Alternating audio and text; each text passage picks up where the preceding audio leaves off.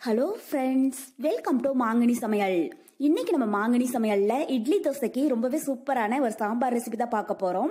இதுக்கு பருப்பு வேக வைக்கணும், தேங்காய் அரைச்சி எடுக்கணும் அப்படிங்கறதெல்லாம் கிடையாதுங்க. குக்கர்ல 2 விசில் விட்டோம்னா போதும், சட்டுன்னு சாம்பார் ரெடி ஆயிடும். டேஸ்ட் ரொம்பவே சூப்பரா இருக்கும். இந்த டேஸ்ட் பாத்தீங்கன்னா நம்ம கையேந்தி பவன்ல எல்லாம் சாம்பார் சாப்பிடுவோம் இல்லைங்களா, பருப்பு இல்லாத ஒரு சாம்பார் செய்வாங்க, தேங்காயும் அரைச்சி சேர்த்திருக்க மாட்டாங்க. ஆனா டேஸ்ட் ரொம்பவே சூப்பரா இருக்கும். சேம் அதே மெத்தட்ல தான் நம்ம இன்னைக்கு செய்ய போறோம். சரி வாங்க இப்ப இந்த சாம்பார் எப்படி பண்றதுன்னு பார்க்கலாம். இந்த சாம்பார் பண்றதுக்கு ஃபர்ஸ்ட் ஒரு குக்கர்ல மீடியம் சைஸ்ல 3 தக்காளி எடுத்து வச்சிருக்கேன், அதை உள்ள சேர்த்தரலாம்.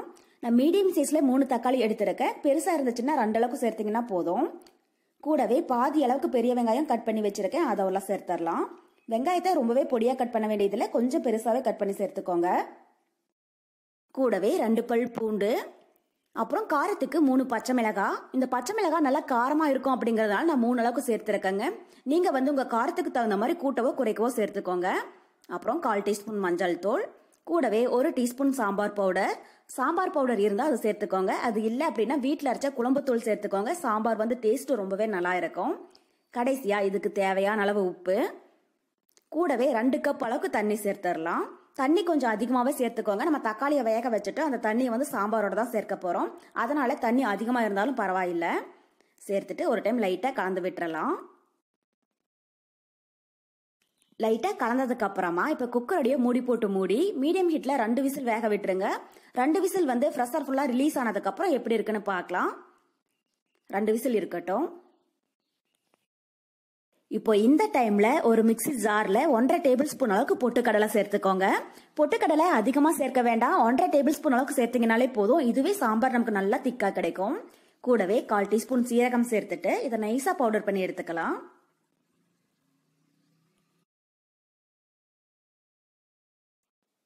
பாருங்க இப்ப பொட்டுக்கடலையை நைஸா பவுடர் பண்ணி எடுத்தாச்சு. இது கூட 1/2 கப் அளவுக்கு தண்ணி சேர்த்துக்கோங்க. சேர்த்துட்டு கட்டி எதுவும் இல்லாம நல்லா கரைச்சி எடுத்துக்கலாம். நீங்க இது மாதிரி பொட்டுக்கடலையை பவுடர் பண்ணி சேர்க்கிறதா இருந்தாலும் சேர்த்துக்கோங்க, இல்லைன்னா அதுக்கு பதில் 1 டேபிள் ஸ்பூன் அளவுக்கு கடலை மாவு கூட கரைச்சி சேர்த்துக்கலாம். சாம்பார் நல்லா திக்கா கிடைக்கும், டேஸ்டும் ரொம்பவே நல்லா இருக்கும். இப்போ பொட்டுக்கடலை பவுடரை நல்லா கரைச்சி எடுத்தாச்சு, இது ஒரு ஓரமா இருக்கட்டும். இந்த சைட்ல குக்கரும் 2 விசில் பிரஷர் ஃபுல்லா ரிலீஸ் ஆயிடுச்சு. மூடி ஓபன் பண்ணி பார்க்கலாம். பாருங்க வெங்காயம், தக்காளி, பச்சை மிளகாய் இது எல்லாமே நல்லா சாஃப்டா வெந்து வந்திருக்கு. தக்காளியோடைய மேல இருக்கிற தோலை எடுத்துடலாம். தக்காளி நல்லா குழஞ்சி வெந்திருக்கிறதுனால ஒரு ஸ்பூன் வச்சு எடுத்தீங்கனாலே தக்காளி தோல் ரொம்பவே ஈஸியா வந்துடும். நம்ம தக்காளி தோலோடைய சாம்பார் செஞ்சோம்னா சாம்பார் தக்காளி தோலா தெரியுங்க. சோ அதனால தக்காளி தோலை ரிமூவ் பண்ணிடுங்க.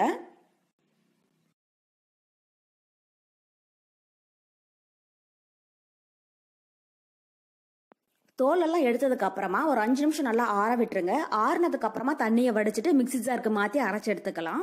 நீங்க மிக்ஸி ஜார்ல மாத்தி அரைச்சு எடுக்கிறதா இருந்தாலும் அரைச்சு எடுத்துக்கோங்க, இல்லைன்னா மத்து மேசர் வச்சு நல்லா மசிச்சு விட்டுக்கோங்க. பாருங்க இப்ப தோல் ரிமூவ் பண்ணியாச்சு. இது ஒரு 5 நிமிஷம் நல்லா ஆறட்டும். ஆறுனதுக்கு அப்புறமா அரைச்சு எடுத்துக்கலாம். 5 நிமிஷம் இருக்கட்டும். இப்போ வெங்காயம் தக்காளி நல்லா ஆறுனதுக்கு அப்புறமா தண்ணியை வடிச்சிட்டு மிக்ஸி ஜாருக்கு மாத்தியாச்சு. இதை நைஸா அரைச்சு எடுத்துக்கலாம். அடுத்தது நம்ம சாம்பார் ரெடி பண்ண ஆரம்பிச்சிடலாம். அதுக்கு ஒரு கடாயில 2 டேபிள் ஸ்பூன் அளவுக்கு எண்ணெய் சேர்த்துடுங்க.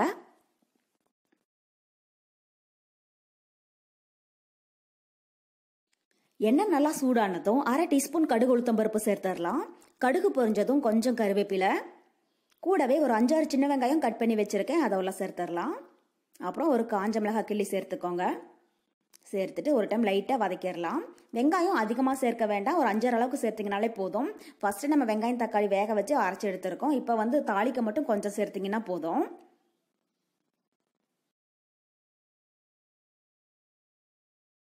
பாருங்க இப்ப வெங்காயம் லைட்டா கண்ணாடி மாதிரி வதங்கிடுச்சு.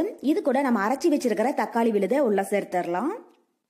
கூடவே மிக்ஸி ஜார்ல நம்ம வெங்காயம் தக்காளி வேக வச்ச தண்ணியை உள்ள சேர்த்து நல்லா கலந்து சேர்த்துக்கோங்க. சேர்த்துட்டு ஒரு டைம் லைட்டா கலந்து விட்டுறலாம். வெங்காயம் தக்காளி வேக வச்ச தண்ணியை வேஸ்ட் பண்ணிடாதீங்க. இந்த சாம்பாரோட சேர்த்தீங்கன்னா தான் சாம்பார் டேஸ்ட் ரொம்பவே நல்லா இருக்கும். இப்ப இது கூட நம்ம கலந்து வச்சுக்கிற பொட்டுக்கடலை பவுடரை உள்ள சேர்த்துடலாம். சேர்த்துட்டு கூடவே சாம்பாருக்கு தேவையான அளவு தண்ணி சேர்த்துக்கோங்க. நம்ம பொட்டுக்கடலை சேர்த்து இருக்கிறதுனால சாம்பார் நல்லா திக்காகுங்க. அதனால எந்த அளவுக்கு உங்களுக்கு தண்ணி தேவைப்படுதோ அதுக்கு தகுந்த மாதிரி சேர்த்துக்கோங்க. சேர்த்துட்டு ஒரு டைம் லைட்டா கலந்து விட்டுறலாம். இந்த ஸ்டேஜ்ல உப்பு காரம் டேஸ்ட் பண்ணி பாருங்க. உப்பு காரம் குறைவா இருந்தாலும் உங்களுக்கு தேவையான அளவு சேர்த்துக்கோங்க. இப்போ உப்பு குறைவா இருக்கு, சாம்பாருக்கு தேவையான அளவு உப்பு சேர்த்துடலாம். கடைசியா 1/4 டீஸ்பூன் அளவுக்கு மிளகுத்தூள் சேர்த்துட்டு ஒரு டைம் லைட்டா கலந்து விட்டுருங்க. லைட்டா கலந்ததுக்கு அப்புறமா கடாயோடைய மூடி போட்டு மூட வேண்டாம், ஓப்பன்லயே ஒரு 5 நிமிஷம் இருக்கட்டும். 5 நிமிஷத்துக்கு அப்புறமா எப்படி இருக்குன்னு பார்க்கலாம். பாருங்க, இப்ப 5 நிமிஷம் போல ஆகிடுச்சு. சாம்பாரும் ஒரு கொதி வந்து நல்லா திக்காக ஆரம்பிச்சிடுச்சு. கடைசியா வாசனைக்காக பொடி பொடியா கட் பண்ண கொஞ்சம் மல்லி இலை தூவி விட்டுறலாம்.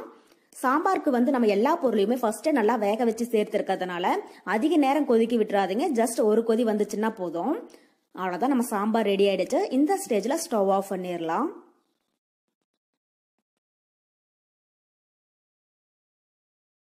அவ்வளோதான், சுட சுட இட்லியோட சூப்பரான சாம்பார் தயாராகிடுச்சு. இது இட்லி, தோசை, ஆப்பம், அப்புறம் பணியாரம், இது எல்லாத்துக்கும் ரொம்பவே டேஸ்டியாக இருக்கும். டக்குன்னு ஒரு 10 நிமிஷத்தில் செஞ்சு முடிச்சிடலாம். ஸோ நீங்களும் இதே மெத்தடில் சாம்பார் செஞ்சு பார்த்துட்டு எப்படி இருக்குன்னு கமெண்ட் பாக்ஸில் சொல்லுங்கள். என்னுடைய இந்த ரெசிபி வீடியோ உங்களுக்கு பிடிச்சிருந்தா மாங்கனி சமையலுக்கு சப்ஸ்கிரைப் பண்ணுங்கள். நன்றி.